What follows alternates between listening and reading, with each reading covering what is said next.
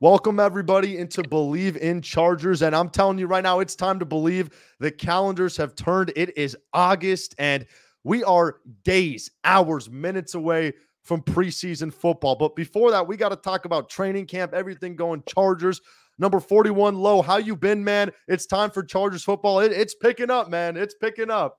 Definitely picking up. One word, baby. Legendary. Absolutely legendary. The storm is upon us, and it is almost here. I can just feel it. You wake up in the morning, Borna, and you smell that green grass. You wake up and you go in the backyard, or you just go out and you're like, man, it's football. You turn on ESPN, NFL Network, it's football. This one signed, that one signed, trades being had, all this stuff, and you're like, man, it's already here, and it's exciting, man. So I'm so excited about it. No doubt about it, because even in our daily lives, you talk about it with buddies and chatting around.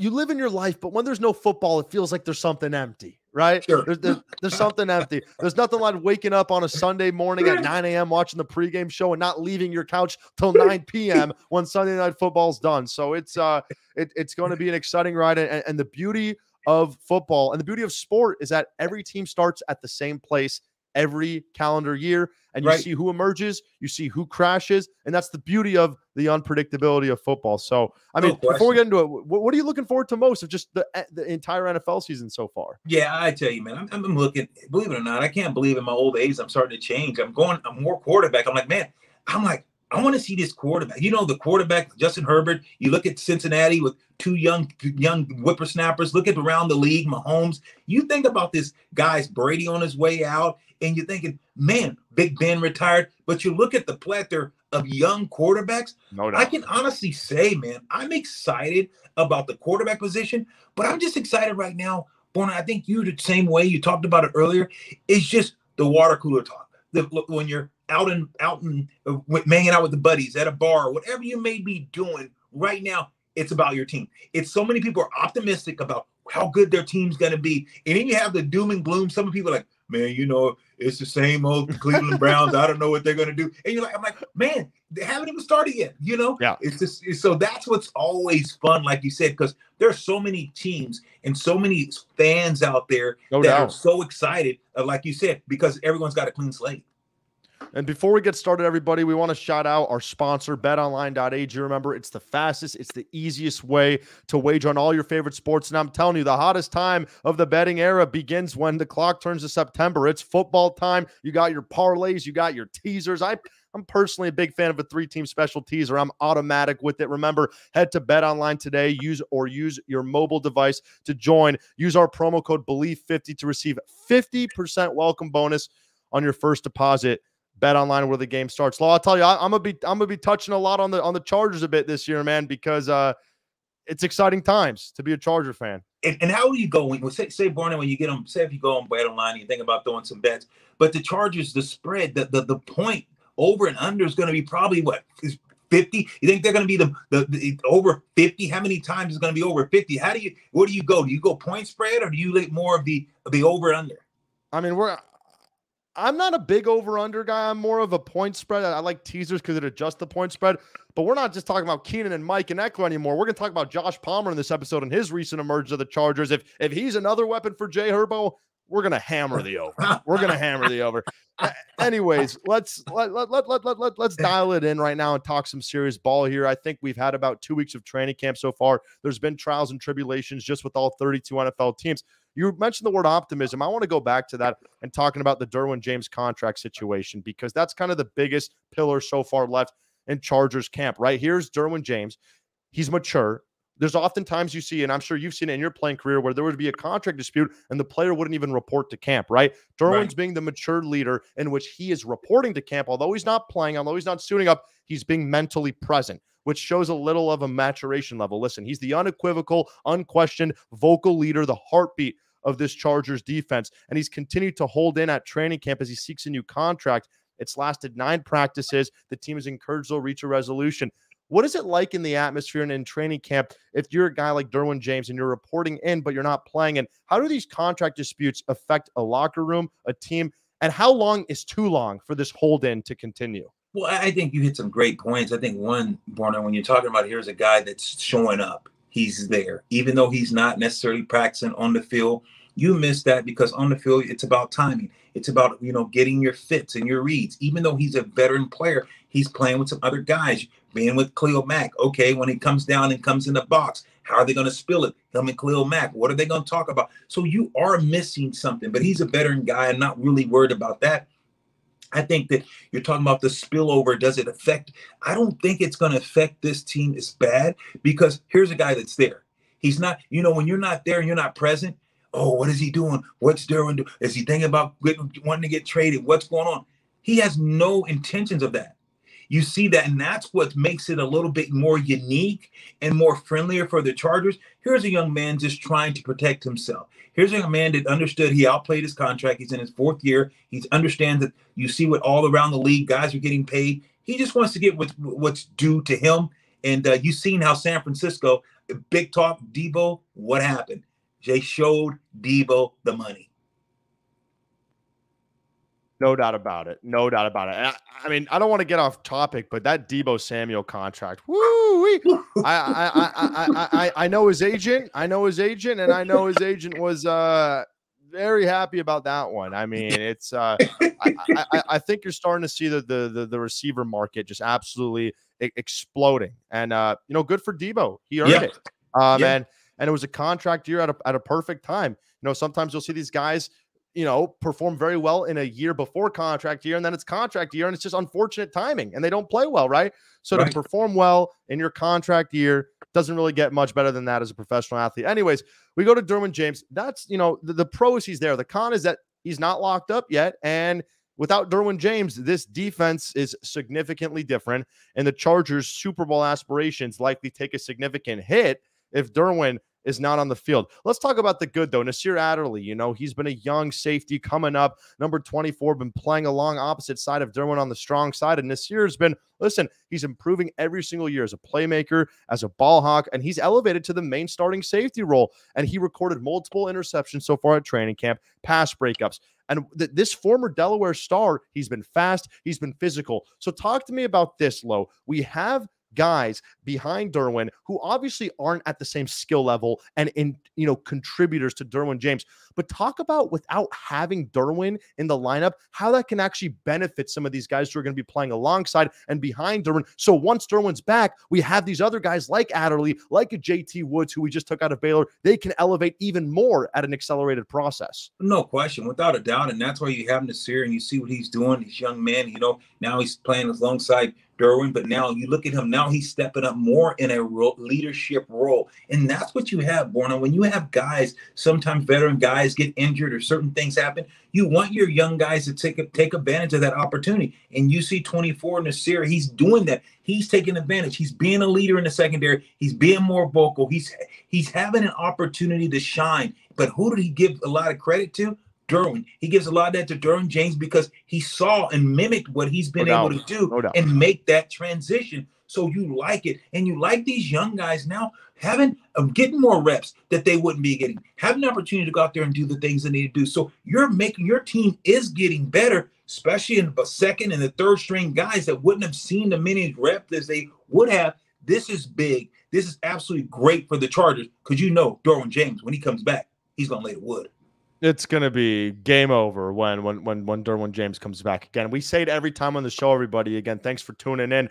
We're on Spotify, Apple Podcasts, YouTube, the Believe in networks all around the block. Also now on Sirius XM Radio as we gear up for the 2022 NFL campaign. So just like the Chargers, we're heading on up as well. And we talk about this Charger team. Listen, here's the situation. They had a scrimmage the other day. It was exciting. The fans are showing out. It's year 3 of the number 10 experiment. It's not an experiment anymore, folks. It's certainty at this point. The question is how much he's going to get. But we talk about this. We talk about where there are holes in this roster. Quarterback, check. Running back, check. Majority of this defense, check. We're going to talk about the middle linebacker position because we saw some news today that Roquan Smith wants out of Chicago. We can talk about that because if there's one hole on the defense, could be that linebacker position. We'll get into that. But the other hole is right tackle. And we've talked about the importance of an offensive line and the importance of an offensive line when you have a star quarterback. I mean, take a look at the Chicago Bears right now. We don't know if Justin Fields is going to be a star, but they're already putting him in a position to fail, in my humble opinion, because they're not investing in pieces around him. Not only he doesn't have playmakers, he doesn't have an offensive line. The dude literally was getting rocked a second when he was dropping back last year. So the thing is, with Justin Herbert, we knew how special he was because he was succeeding with no offensive line his rookie year. I'll never forget that game in Tampa Bay. They lost 38-31, but he would get pressure in a second and a half, and he'd somehow find a way to get it out. But now when you have this protection, it's different. Right tackle, though, is the one area where there are some concerns. The other 4 spots in your line are pretty locked in with Slater, Filer, Lindsley, and the rookie from BC, Zion Johnson. Right tackle, we have Storm Norton or Trey Pipkins. You know, I'm not going to lie, Storm Norton had a really, really tough season last year with the Chargers. Lots of pressures allowed, lots of sacks allowed, too many costly holding penalties as seen in that Dallas Cowboys Week 2 home opener. Versus Trey Pipkins, who was Telesco's third-round pick a few years back, who struggled mightily to start his NFL career, right? But had a really nice showing Thursday night against Kansas City. So overall, Zoe, you know, what goes on to it in terms of this situation? It's going to be clear as day who separates from who. We saw that they were alternating series in the scrimmage.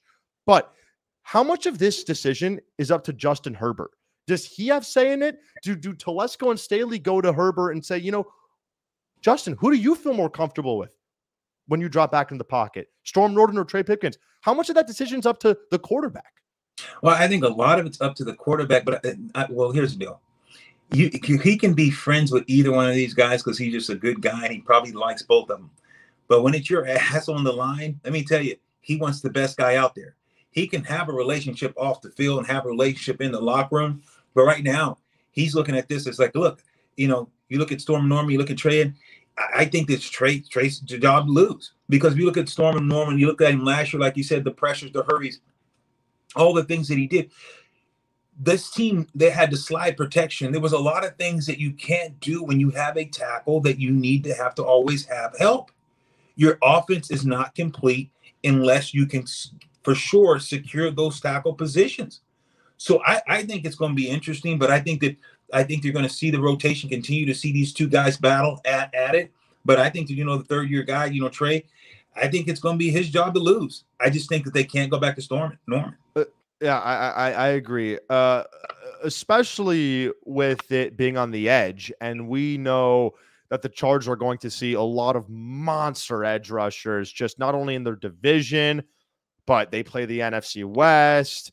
I mean, it's not just, you know, people on the Rams, it's Broncos. I mean, they're going to see the best pass rushers in the National Football League. So you need to make sure that your edges are completely tightened up because everything trickles from the edges, right? And so it's going to be very important to see. And the last thing we want is Justin Herbert to feel anxious in the pocket and feel pressure because those quarterbacks, I don't care how good you are. The one thing we've noticed, what made Tom Brady so successful, I'm not setting aside his greatness. He is the greatest ever. But with all those Brady good teams, he could sit down, open up a lawn chair, read a book, and stand up and still have protection in the pocket. Tom Brady always was protected in the pocket. And the only times that you've seen, for the most part, Brady vulnerable in his career, like that divisional matchup against the against the Rams when they lost, he had no time. And even the best, even the immortal, if they don't have time, they can't do what they need to do. And I think that's why, although talking about the offensive line isn't the sexiest thing, isn't the most fun thing and entertaining thing for viewers, it's quite frankly one of the most imperative things that we discuss. No question. And here's what you have to realize too, Borna, and that's what, you know, when you look at Tommy, you know, you talk about Tommy, greatest of all time. What Tom likes to do, he likes to climb in the pocket, step up. So it's big when you got a guy, even though when you look at the Chargers, you're saying, okay, what are they good at? You look at that left tackle, you know, solid. They're solid. You went out and got a Pro Bowl type of center from, you know, Green Bay. You have a good, solid interior. So when your interior is solid, quarterbacks can step up. Here's the thing with the saving thing for Herbert is because he's fast enough, if you have a side that's kind of, he can roll and get out of the way because of his speed.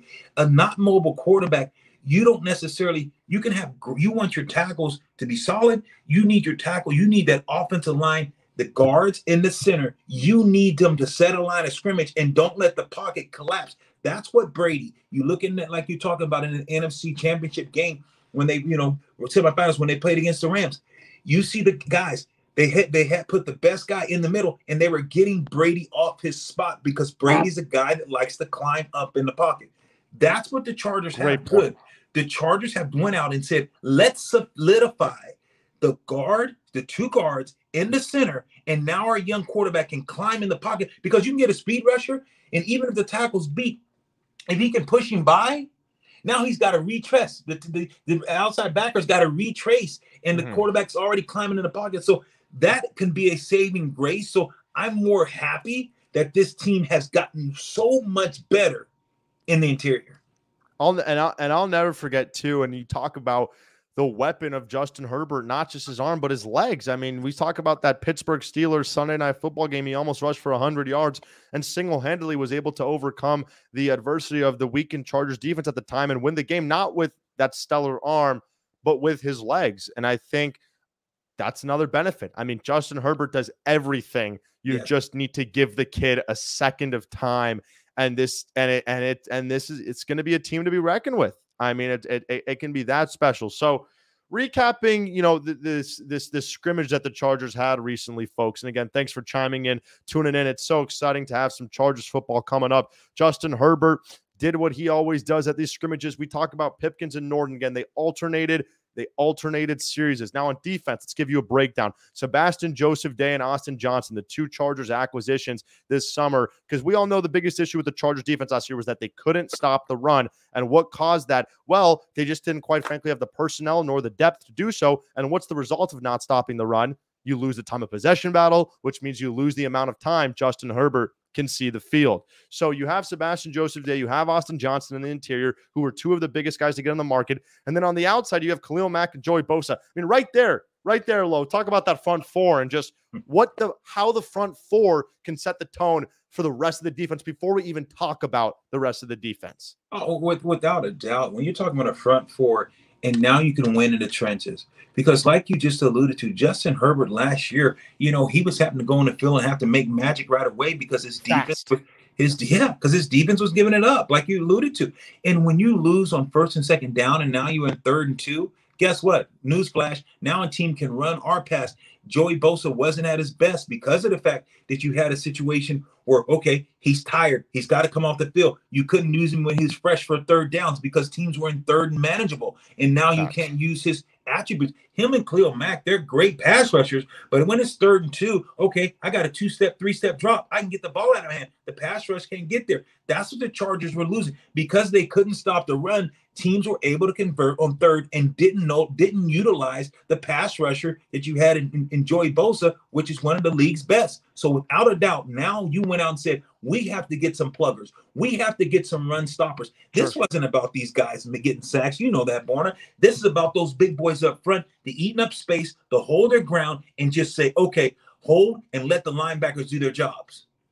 Absolutely. You hit it right on the head. And I think it's very important that we discuss how big of a tone the front four sets. I'm taking a look for the first time all year long, Lo. The Chargers moments ago, they released their 2022 depth chart of kind of where everything is looking out so far. So we obviously have the usuals, right? Herbert at 1, everything of that.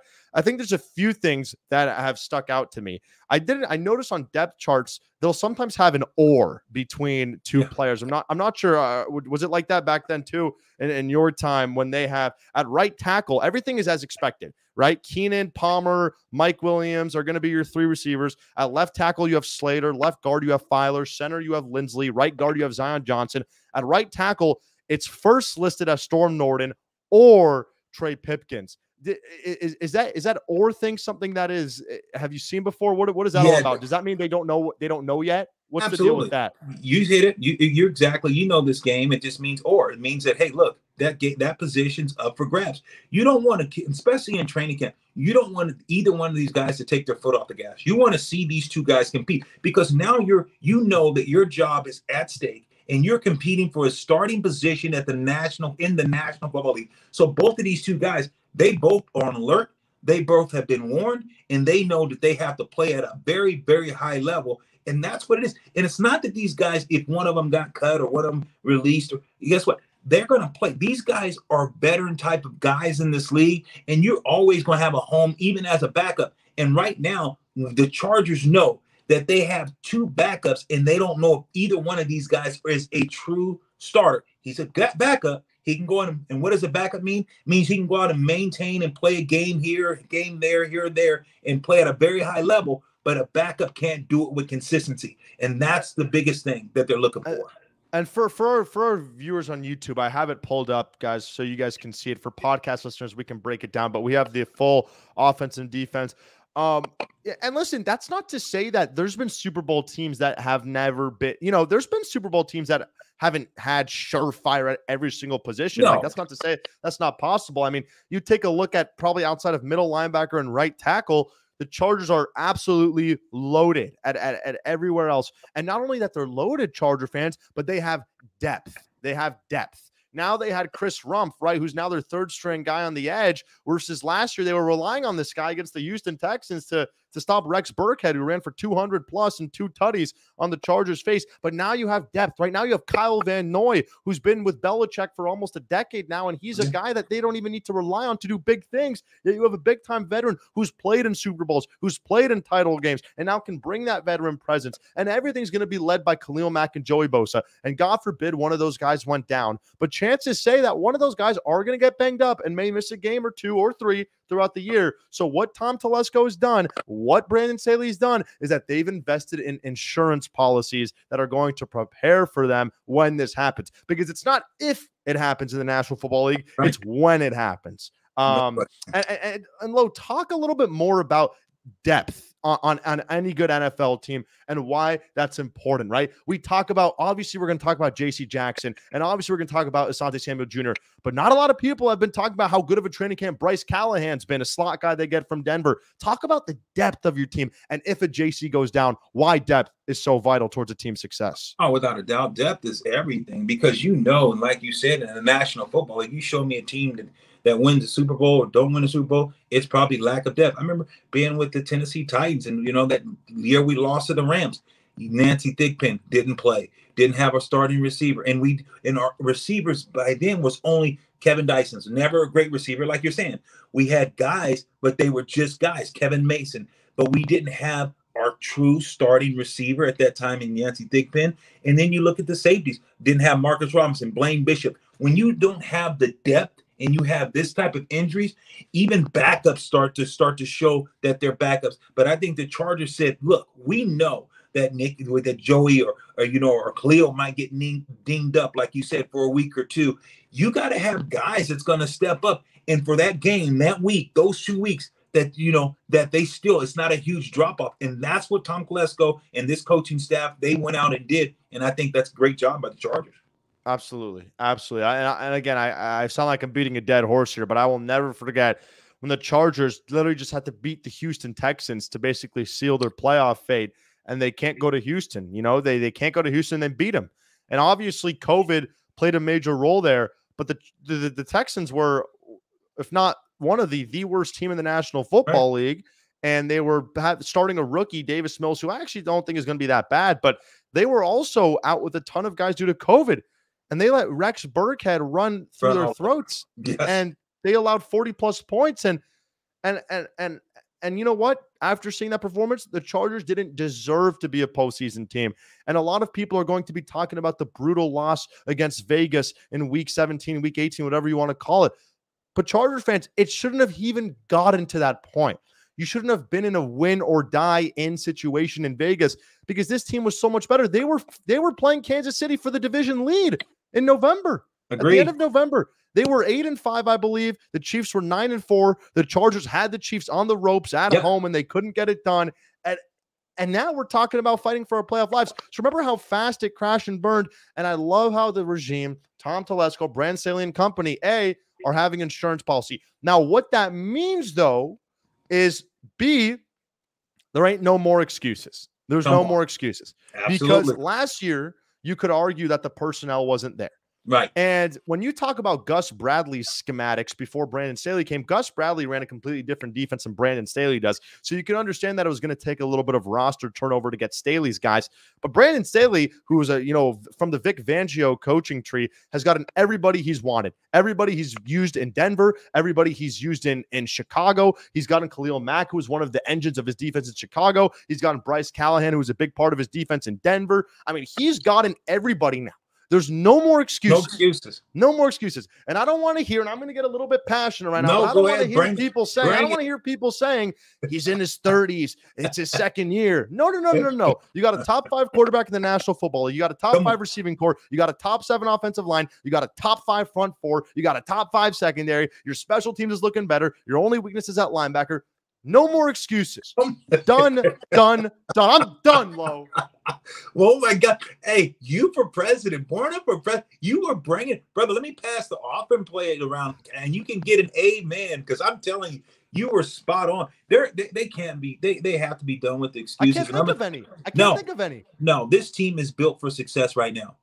I'm telling you right now, and that's why you look at Derwin James holding out, because he knows probably next year that quarterback's going to get paid. After next season, he's going to get paid. His deal is going to be worked out next season in his 4th year. So Derwin understands the importance of, that's why he's trying to get his money. This team is poised to make a run. This is a year, I'm going to tell you right now, it ain't just getting the playoffs. You got to make some noise. You got to make some noise. And I'm telling you, the 2 teams right now, if you told me what do I think is going to be the AFC Championship football game right now, it's Buffalo Bills and it's in the LA Chargers. Yeah. No doubt about it. I couldn't agree more, because there's a few things involved here. Everything starts, and you mentioned it with Merriman on the show. Before you talk about Super Bowl, before you talk about playoffs, everything begins with winning your division. That's always the first goal. That's the first milestone. And, although the AFC West is good, it's amazing. The class of the West, Kansas City, has completely lost a lot of star power. Yeah. And honestly, I don't know whose division it is to lose, but there's a really good argument that it's the Chargers division to lose this year. And I know the Raiders are good. I know the Broncos are good. But from a pure top to bottom approach, it could be the Chargers division to lose. I want to wrap it up with one other thing. Second-year receiver from Tennessee, Josh Palmer. Not a lot of people knew the kid. Not a lot of people knew who Josh Palmer was when they took him in the 3rd round from Tennessee. The NFL actually, Low, on August 2nd, tabbed Josh Palmer as the NFL's #1 under-the-radar breakout player of the year coming up in 2022, which is very, very big and high regard. So we talk about Josh Palmer. Here's the situation. I think it's very important that the Chargers establish the 3rd wide spot. Throughout the years, they've had Keenan Allen, Mike Williams, but there's always been that kind of question, like, who is going to be that 3rd receiver on the Chargers? And people may be like, it's fine. They have a great receiving back. Y'all, having a 3rd receiver is imperative. I mean, you talk about T. Higgins and you talk about Jamar Chase, but don't forget what Tyler Boyd became for the Bengals too, providing that vertical threat. And you know what that makes it? It makes it so defenses can't double up on Jamar Chase. They can't bring as much safety help, because if Tyler Boyd is your 3 and he has a vertical threat too, it's one-on-one, it's mano-a-mano. So we talk about Josh Palmer, who a lot of people emulate his game to Keenan Allen. And all we've been hearing is that he's having a superb camp. He continues to shine. He continues to create separation. He's catching everything thrown in his direction. Talk about in general, and then get more specifically into Jay Palm, why it's important to have a 3rd receiver who can hold down your own, and what that opens up for the entirety of the Chargers offense. Well, one thing that you know for sure, Borna, is when you have guys that have hands like you're talking about, like the Keenan and now Josh Palmer catching everything, you make your quarterback feel invincible. If he can put the ball in their area and he knows that those guys are going to make that catch for him, you give him confidence, in which he already has. The guy's already a gunslinger. He's already fired. He's already a fire starter. We know that. But I'm telling you, when you have guys now, Josh stepping up, Palmer and being able to catch the ball, being able to lean on guys and big body and go up and grab it, every range that he has, I'm telling you, that does so much for your offense, but it does so much for your quarterback, who's already top 5 quarterbacks in the league. So this Chargers team, I'm telling you, they got big receivers, they got fast receivers, they got speedy receivers. You went out and like you said, you have the recipe. You got the weapons to solve the Rubik's Cube. Now it's about execution and staying healthy. And you know what I love? They asked Josh Palmer. They asked him today, actually. They said, They asked him, do you have any goals for 2022? And his response was, quote, the only goal right now is just to make the team. I love it. He's obviously going to make the team. He's clearly going to be a big part of this offense. But that shows you his head's in a good area. Yeah. That shows you that he doesn't think he's deserved anything or deserved to be at any level in the NFL. And those are the kind of people that win veterans over. Those are the kind of people that win locker rooms over. And those are the kind of people that contributes to a team's success. It's not always the star players who have that mindset. And remember, guys, Josh Palmer emerged onto the scene last year after Keenan Allen missed the Chargers Week 15 win over the New York Football Giants. You know, Palmer filled Allen's role and some in the offense for that game. He broke out 7 targets, 66 yards, and a touchdown. And that touchdown catch looked like a mirror image of Keenan Allen. They've often been comped to one another. He's often been compared to the next Keenan Allen. And obviously, he wants to be the next Josh Palmer. But ever since these Chargers drafted Palmer, it's his size, it's his route running ability, it's his strong hands, particularly in traffic, operating effectively in the slot. That has been a big, big thing that's raised the eyes of Telesco, Brandon Staley. And listen, it's amazing that they have this young guy coming up the ranks, working with Justin Herbert. And it's going to be, you know, Chargers fans, Lo and I are going to have you covered now weekly discussing this team. We're going to have more in-depth coverage. And I think, you know, I don't know if the Chargers have come up with their slogan for the year, but mine is it's now or never. That's kind of mine. It's win or go home, win or bust. Because like you just said, when you're talking about Josh Palmer, a young receiver, let me tell you, not only is he young and coming up, but he's coming up with a team that's ready to win now. He's coming up with a team that's poised to go to the Super Bowl. That's what makes this even that much better, because you got a guy that can contribute when you already have a plethora of weapons. This team, like you said, the you know, whatever the call should be, it's a call to this team to go out and execute and do the things that they need to do. Before we go, you got to tell me this. When you look at Derwin James, go back in history, go back a little bit. Tell me, who's he remind you? What safety, big, physical, that you would have to say that Derwin James? I got one, but you don't have to be wrong. But I got one too for you. Mine, and I'm probably off here. Mine's Brian Dawkins Okay. with Derwin James. Maybe I'm wrong. I don't know. Were you thinking Ronnie Lott? No, I like Brian. What is Derwin? Derwin 6'3", 6'2"? Yeah, he's 6'3". He plays all levels. He plays like a linebacker. He's big. I was thinking Sean Taylor. Yeah, that's a really good comp. That's a really good comp. The late great Sean Taylor. The great John. And that, yeah. But Sean T could hit, he could cover, he could run. Him and Derwin, it's like they hit you and they stop you. And I will never forget that clip of in 2007 when Sean Taylor absolutely leveled that. You were in that Pro Bowl, weren't you? Yes, the Pro Bowl when he hit the punter. You were there. You were on the Pro Bowl that year. Yes. Yeah, I'm sure you saw that. What was the reaction? Like, that was insane. That's Sean Taylor. That's Sean T. Sean T was a Low. That would not fly today. No. Oh my God, no way. The game. You know what? We're gonna do another show. We can talk about stuff that won't fly. These high school kids worth $8, $9, $20 million haven't even played, 16 years old. You're ruining sports. You're absolutely destroying. Okay, I'm done. I can't do this anymore. Honestly, that I'd love to have that conversation with you down the line. I'm sure our viewers and listeners would too as well. But yeah, that would not fly today. Last thing I want to know, what was the reaction like on the sidelines when that happened? Ooh, yeah, yeah, and just like man, because he should have just went out of bounds. You know, it's certain guys. I even hit John Lynch one time in Pro Bowl, and he said, "Lo, what are you doing?" Because you at certain positions, you're just physical, you know. And Sean Taylor was one of those guys who was just physical. Guys just like laugh, like, man, glad it wasn't me. And yeah, it was. I can imagine you hitting John Lynch and him getting pissed off. It just makes me laugh. Oh yeah, me and John used to always get pissed at each other. We love each other. Well, guys, it'll be story time another day. Listen, Chargers fans, it's now or never. It's win or bust at this point. And listen, those are the kind of expectations we want. We don't want the expectations going into 2022, 2023 saying, hey, if this team won 10 games and made the postseason, I'd be happy. And if they didn't, off to next season. None of that anymore. You know, if you're a franchise starving for your first ever championship, it actually doesn't start with the team. It starts with the fans. And it starts with everybody, you guys listening, to demand more, to raise your expectations, to require a certain level of excellence that only championship teams. And a lot of that is given by the fans. So Chargers fans, listen, it's now or never. Let's get it done. And it already started the process of that Lombardi trophy. It started 12 days ago at training camp. Brandon Staley is preparing these guys with a mindset, a preparation, a game plan to get to that mountaintop. And listen, Everybody's trying to crawl Mount Everest, but there's only going to be one guy who reaches that mountaintop. Lo, sign him off here, man. Man, this has been great. I miss you, brother. Let's do it again next week, fans. Keep the love. Keep the love. Keep the faith. All right, everybody. Take care. Bye-bye.